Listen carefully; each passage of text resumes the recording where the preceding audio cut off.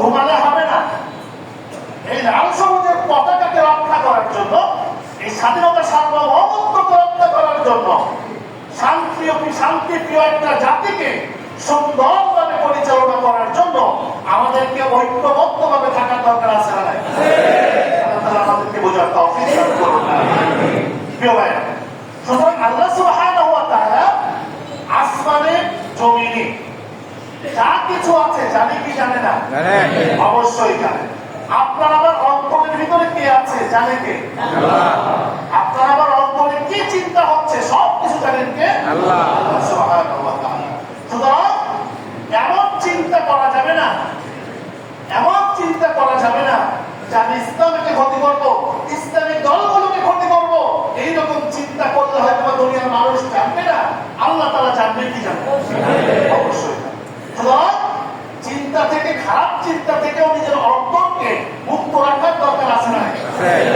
খারাপ কাজ থেকে নিজের হাতকে গুটিয়ে রাখার দরকার আছে না? আল্লাহ তাআলা আমাদেরকে বোঝার তৌফিক দান করুন। প্রিয় ভাইরা,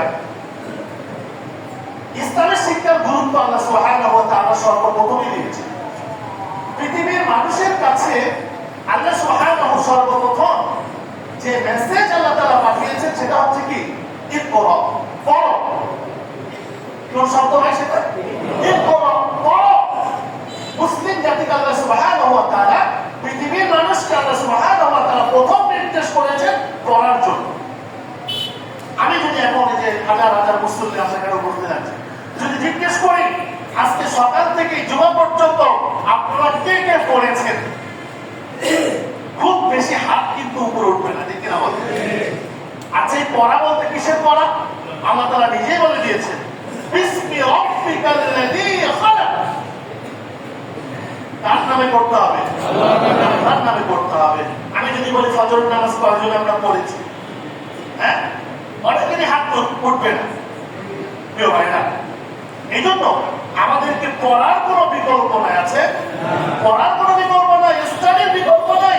কোরআন এবং হাদিস স্টাডি করার বিকল্প কোন ওয়ে মুসলমানদের নাই, ঠিক কিনা বলেন?